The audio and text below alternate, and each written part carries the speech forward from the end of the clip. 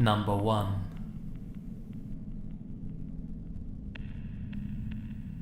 Okay, this is a long story. When I was 19, I moved out of my parents' house and got an apartment. It was in a relatively safe neighborhood, but still affordable. 1 bedroom, 1 bath, very modest, nothing fancy. Anyway, I was on the 2nd floor, above an old man who couldn't hear anything, and below a couple in their early 20s who fought and screamed all the fucking time. And, when they weren't fighting, they took turns having loud, obnoxious sex in the wee hours of the morning. One day, the boyfriend gets violent, and the cops take him away. The girl continues living there, but she comes down to me to let me know that he's gone, and because I was a relatively big guy then, she said that he's not supposed to come by, but she'd like my number just in case he does. This was before cell phones, so I gave it to her.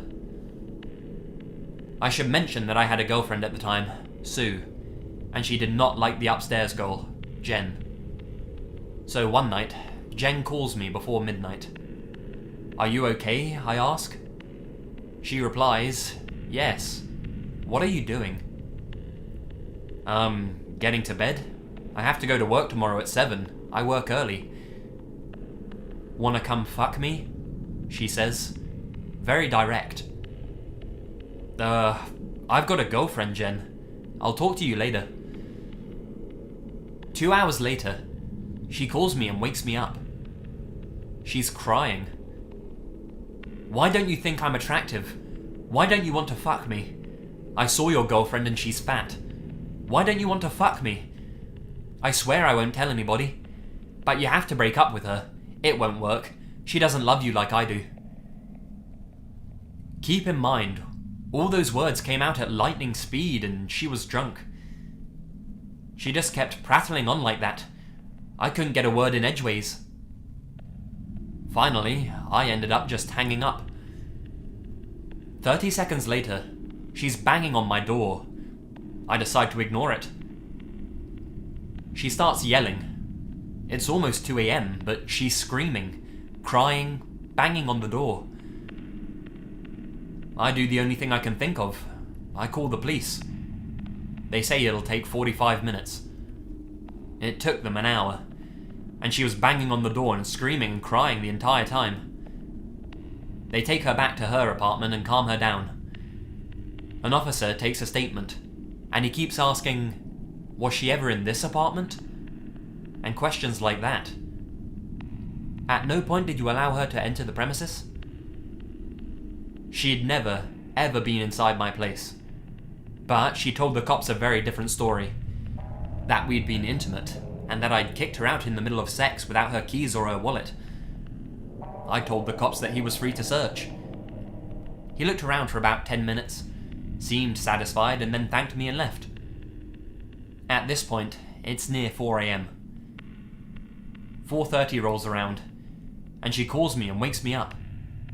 She's apologizing, she's crying, she's sorry that she got like that, but she just misses him so much. At this point, I tell her I think it's a bad idea that we talk anymore. I tell her I understand how hard it is, but that I'm going to miss my work and I can't afford to miss a day's pay. She seems to get that, and she hangs up. I go to work after getting maybe 2 hours of sleep in total. I'm a zombie all day. I get home at 4:30 p.m, ready to crash. Sue, my girlfriend, was going to bring dinner by after she got off work at 8. That meant I had 4 hours to get some sleep. I get home, and my apartment is completely spotless. Somebody's come inside and cleaned it. Better yet, they vacuumed, and I still didn't even own a vacuum yet. There are freshly made cookies on the table. So I think Sue must have gotten off early. "Sue?" I say, and I walk to the bedroom. There, of course, is Jen. Naked except for thigh-high socks and a hair tie. She's lying on her back, and as I come in, she pulls her knees back to her shoulders, smiles at me and says, "Shove your fucking cock in me until I cry." I just turned around and ran out of my apartment, scared like a little boy. I would have ran all the way back to the office, but I was in terrible shape, so I walked. In the lobby, I called the police again. They came and arrested her. They charged her with some minor things like breaking and entering or trespassing, I forget which, and she spends a couple of nights in jail, since neither her parents nor friends bail her out. Behaviour like this happens for weeks. I have some friends stay at my house, including Sue, during this time, so I'm never alone because I'm worried she's crazy and might do something weird. She's constantly knocking at my door and arguing with the people staying at my place. Then, she offers to share me with Sue, offers to go down on Sue, and then eventually tries to get Sue to leave me and move in with her, and that they'll be like a lesbian Bonnie and Clyde. A week or two later, she's being evicted. I guess she was late on rent. As some form of weird protest, she paints her upper torso and face bright pink with some kind of body paint, and wears a green bikini top, as they drag her kicking and screaming out of the place. Police end up arresting her again for something. My lease is up, and I'm uncomfortable with her knowing where I live, so I move. I get an unlisted number and address. I move somewhere about 10 miles from my old place. A couple of months after I move in, there's a knock at my door on a Saturday afternoon. It's Jen. She followed me from my work during the week, then waited until Sue left, and now she wants to apologize.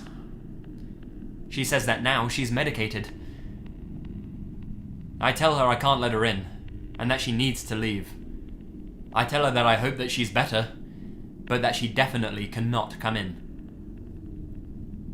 Predictably, she goes nuts. Another call to the police as I lean on my own door to keep her from pushing it in. Another arrest.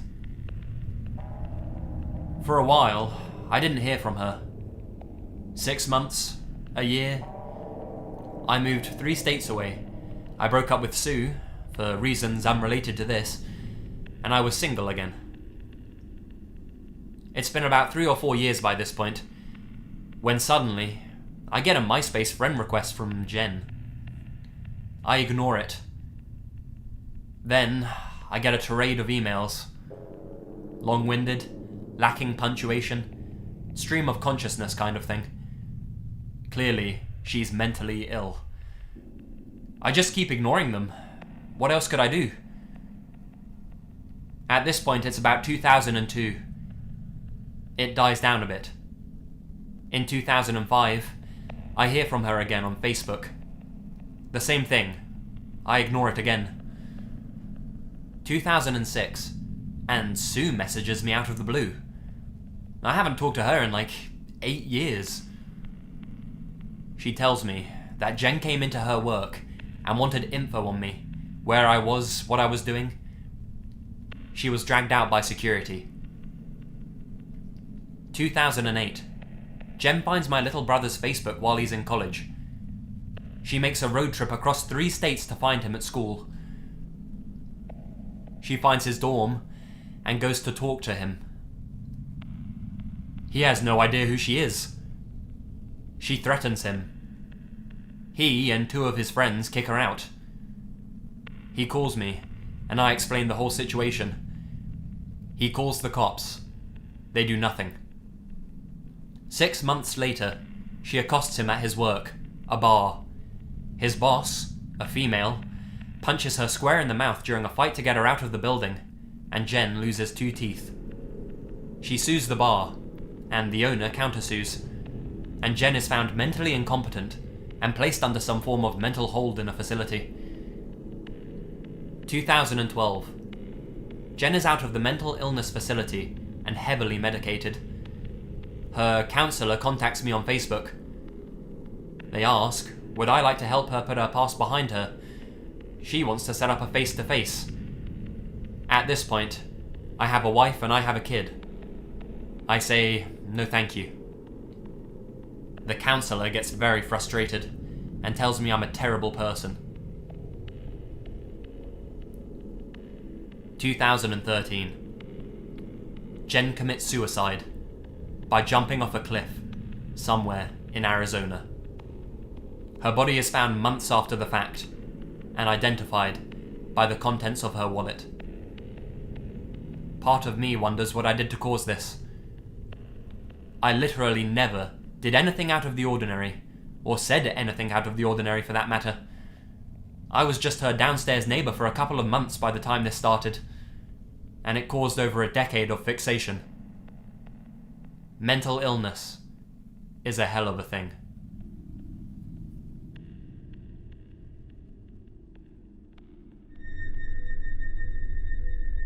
Number 2.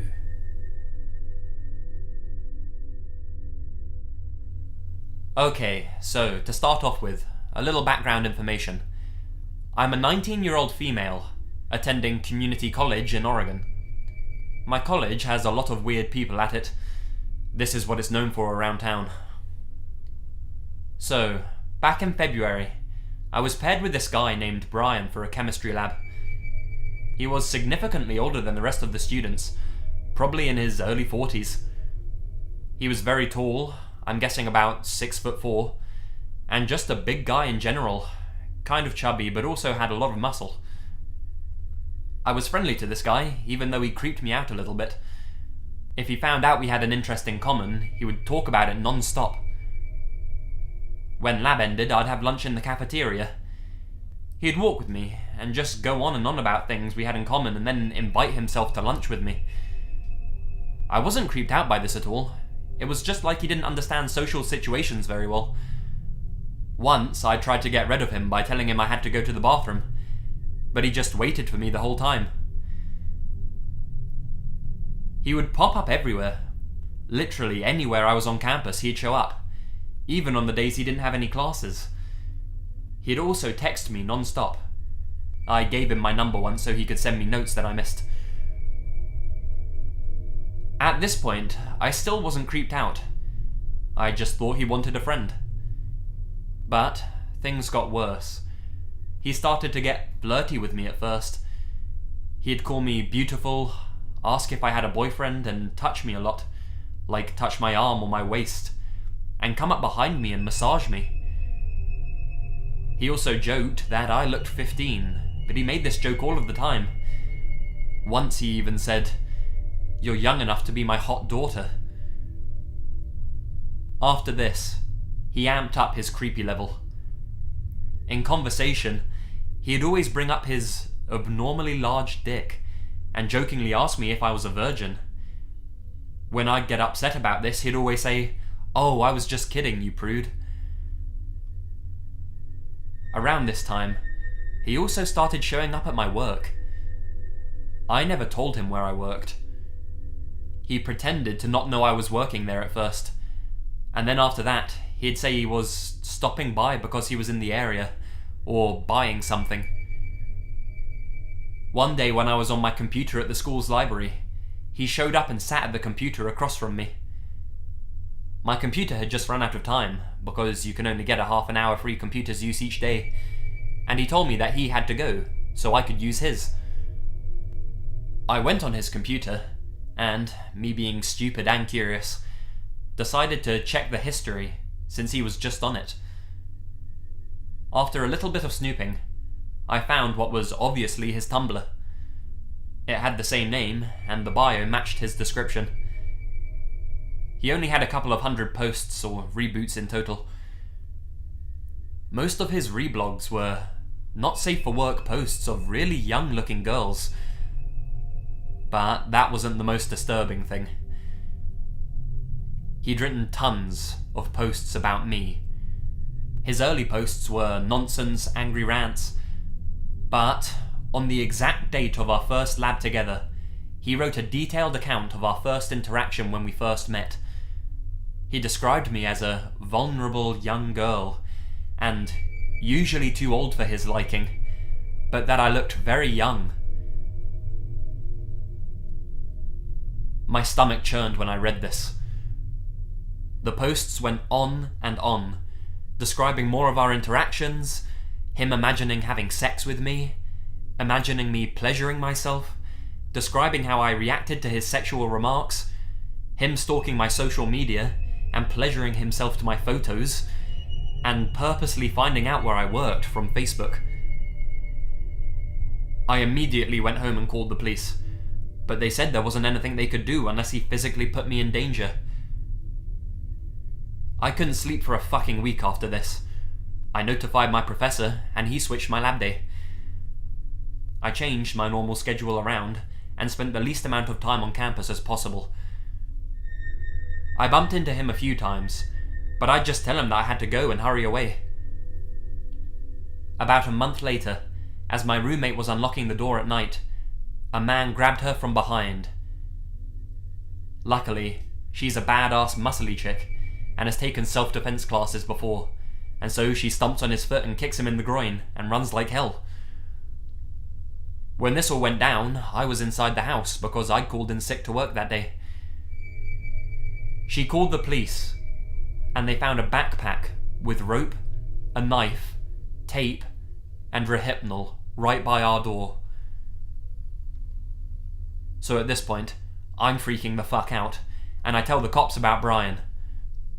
I pull up his Tumblr page to show them, and, sure enough, there was a new post. It was a long-ass post about how I'd been avoiding him, and he thinks I found myself a boyfriend, and he was going to confront me tonight, and all about how we were going to run away together because I truly loved him. It was probably the most spine-chilling thing I've ever fucking read. Long story short, they arrested him, and found child pornography on his computer as well. So, he's soon to be in prison. What if I didn't call in sick to work that day? What if he grabbed me instead? Would I still be alive? Would I have ended up dead in his truck? Either way, Brian, you were the worst lab partner I ever had. Let's not meet again. Number 3.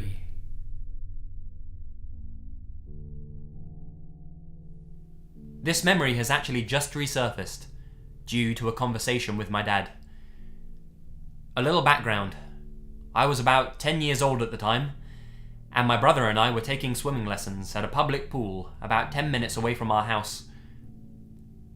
We would go for our lessons every Friday evening, and usually afterwards, we would just chill in the spa until my dad was ready. On this particular Friday evening, my brother and I were in the spa pool, doing kid stuff and whatnot, when I noticed a man sitting directly across from me in the spa, just kind of staring at me. The man was tall and thin. He had a very pointy nose and button-like eyes. He had very short, thin grey hair, and his skin was unusually red. I didn't think much of it at the time, as I had seen this man around the pool before, and I think my dad may have even had a conversation with him at some point. But he continued to stare, and it made me so uncomfortable that I had to get out of the spa and sat outside waiting for my dad. I started seeing him everywhere. Wherever I was, he was. Grocery stores, malls, outside my school, and always at my Friday night swimming lesson. I never told my dad about seeing him everywhere. I thought maybe I was overreacting, and I was very naive to the obvious danger. I remember one instance where I was in a department store with my mum, and I saw him down the end of every aisle we went down, and said nothing. Red flags started to go off when he decided to carry a camera around with him everywhere he went. He would always be in a completely black outfit, with his camera bag around his neck, just watching me. One day, I was at the mall with a few friends, when one of them pointed him out, before I even noticed him. I told them about the man, and the way he looked at me, and my friend's older sister advised me to tell security, so that he would be removed. As soon as he saw them coming, he got up and left. Flash forward about 2 years or so. I haven't seen my stalker friend for so long now, he's becoming a distant memory. That is, until I get called into my school office, because my uncle was here to collect me early. As soon as I saw him there, arms open, in my fucking school office waiting for me, I felt sick. It was him. I had forgotten about this man, and 2 years later, he has the nerve to come and try and get me out of school, and he has his camera with him. I marched right past him and to the office woman and simply said, "This man is not my uncle." I then walked right back to class. At lunches, he would stand outside of my school. He would wave and try to get me to come over. Or he would hold up a chocolate bar as some kind of child bait?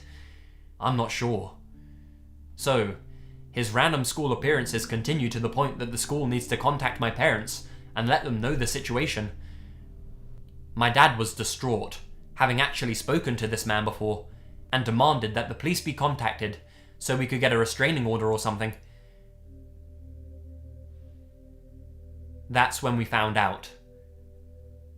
The man was a convicted sex offender.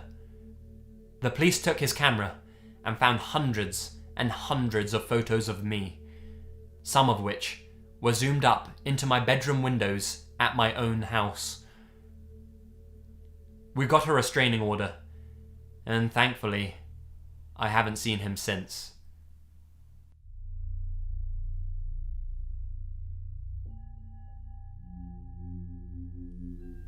Number 4.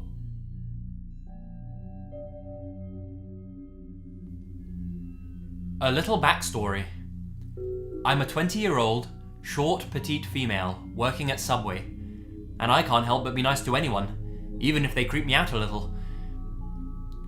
About a year ago, we had this guy, about 35 to 40 years old, who would come in every day for lunch. He was absolutely fascinated by my stretched ears and a few piercings that I had on my face, and always asked questions. He would sit down after I rang him out, and watch me from his table for 2 hours, non-stop, just staring at me while I helped other customers. This goes on for about 2 weeks. Every day he would ask for my number, saying he has plugs and tunnels that he wants to give me, and see me wearing them in my ears, and I always politely declined. One day, I'm alone in the store because my manager had to run to the bank. We were having a really slow day, so I was just in the back room, messing around on my phone. I heard the door chime, looked up, and there was no one there. Then I saw the man walk past the front of the store really quickly, like he was in a hurry. The store phone rings. I answer. "Thanks for calling Subway. How can I help you?" This is the girl with the nice ears, right? Yes. Who is this? Are you alone in the back room right now? Are you working by yourself? At this point, I got really creeped out and knew it was him. I hung up and texted my manager the situation so that she would hurry back. He called again, this time asking me very weird questions, like what I would do with him in a room with the door locked, if I had a boyfriend, why I was playing hard to get, stuff like that. My manager gets back, and I tell her everything. In the middle of the lunch rush, he calls again. This time, my manager answers, and to this day, she never told me what he said, but the look on her face made my spine shiver. She told him if he called again, or showed up here, she would call the police. I thought that was the end of it, but alas, I was wrong. 1 week later, I'm clocking out and getting ready to walk to my car parked out front. When I look outside, I see him standing by my car and looking inside of it. I was an idiot, and I'd left my back door unlocked. I watched him crawl inside and shut the door. The creep was trying to hide in my fucking back seat and do God knows what to me when I got inside. My manager locked the front door of our store and called the police. When they arrived, they had to pretty much drag him out of the car, and he was arrested. On him was a butcher knife, rope, and a rag with chloroform on it. If I hadn't looked up when I did, I would probably be dead right now.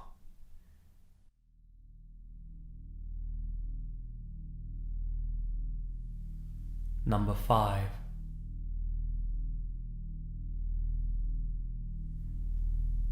This event happened to 2 close friends of mine who were living together in a small 2-bedroom apartment in the Lower East Side. It's a short story, but I thought it was terrifying, both because of what happened and because of what could have happened. Their apartment was on the 5th floor of a 5-story building. The building directly adjacent to them was only 4 stories, and the view from their living room was the roof of that building, so they rarely bothered to draw their curtains or lock their windows. One night, both of my friends were in their bedrooms getting ready for bed. They heard a crash outside and ran to the living room window, where they looked down. 5 stories below, they could see the dark figure of a man sprawled in the alleyway. They immediately called the police, who arrived and confirmed that the man was dead and had died instantly upon impact. Next to his body, the police found a wooden plank and were able to piece together the manner of his death. Apparently, the man had been watching my friends for a while and decided that that night he was going to traverse the gap from the roof of the next building to the window of their living room, using only a wooden board. There was a small knife in his pocket. This was extremely traumatizing for both of my friends, who had no idea they were essentially being stalked. Even though this happened in 2012, and they no longer live together or in that building, they both still confided in me that they still have trouble being in their house alone.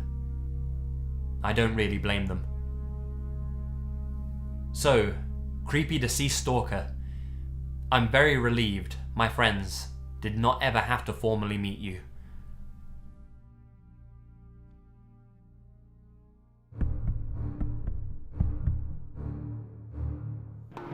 Why, hello there, Lazy Legion. Lazy Masquerade here, obviously. I hope you enjoyed this video. I'd like to take this opportunity to introduce you guys to the artwork of Erin Frost. She's provided me with some of the artwork for this video, and I'm going to be featuring some more of her stuff in the future, alongside the usual pieces from Anthony Salinas, of course. Make sure to check them both out via the links in the description below if you haven't already. They create some wonderful images, you know, you can even get some pieces commissioned if you really dig what you see, so make sure to show them some love, check them out, it's all good. Be sure to subscribe and join the Lazy Legion. Check out my other videos, follow me on Facebook and Twitter. I know I sound like a broken record saying the same thing every time, but I guess once more never hurts.